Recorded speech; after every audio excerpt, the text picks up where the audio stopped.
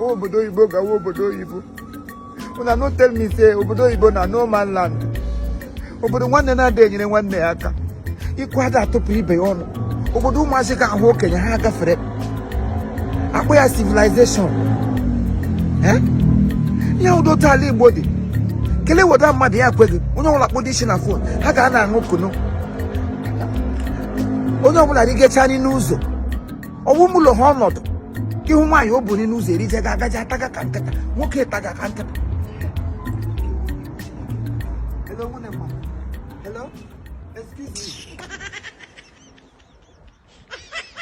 Hey! Chineke ka ị makwara m ọsụ. Eluigwe m anaghị ọsụ n'ụbọchị ikpeazụ. Eluigwe m echu to you on the last day. Hello, do what the heck biko kwenu. Go and ask your grandfather. Hey! What type of plane is this? Chineke nna. Elihe bulem bịa obodo. How many times did they tell Chineke you onye Igbo, Chineke before you na know that? ọ ga-aghọta. It is smoke Igbo. Nna.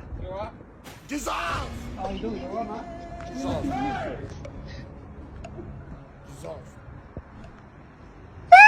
He shot you. Ka mmanụ bụ ihe ke n'afọ 9 months ta ahụhụ m ọchị. Na-ebejego ka awọ nọ n'ime mmiri otiti jikwa ego ị ga-etikata otiti afọ hụ isi otiti ebe na ada enyere mmadụ ibe ọ n'aka. It's not.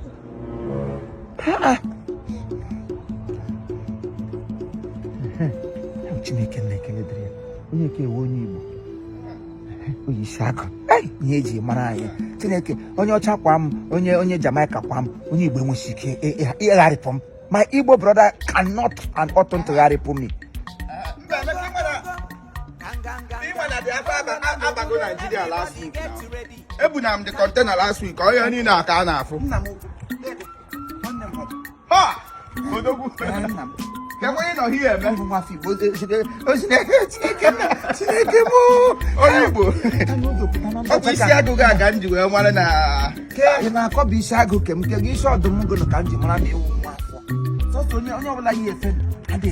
course. Of course.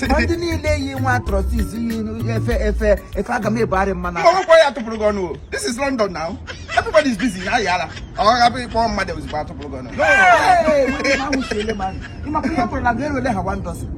even lucky. You are lucky here. Our meeting Igbo can say about that and you see about. Ah! Igbo everywhere. Igbo can say about that. You will also one night. My brother, Abraham family reconciliation. One name woke ketrum na wine. Mwaya woke. Na jopran near. How we get here now rehabilitation. Upcoding Kaka, you know here, Melsim rehabilitation. Uzo come fuge here, Uzo come fuge, Modoniana, judge, only over this joy, your Ferregaca, only over this No. You know what time is a man? No, this is London. You don't behave like that. Can you say you are even looking at America arrest? Huh? Yeah. No, yeah. You would have been in Crickery. Oh, I'm with Crickery here now. Here. They would have arrested you here, here, sir. For all my king, would not cooking where.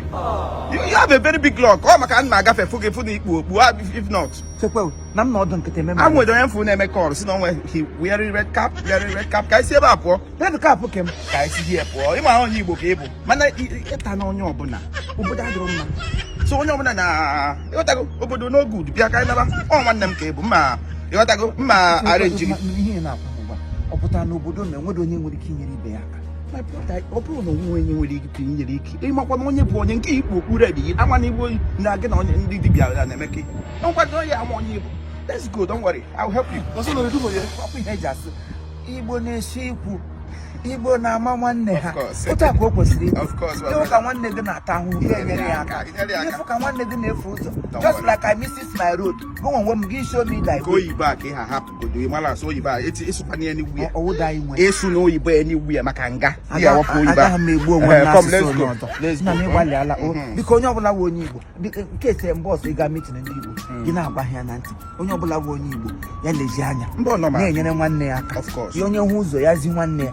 gị fụ ihe ga-egbu nwanne gị si ewepụ aka na ya Of course, gị of ti course. gị ya agazi ọma ọ ga-agazi ọsa ebe a ka ibi Then let's go.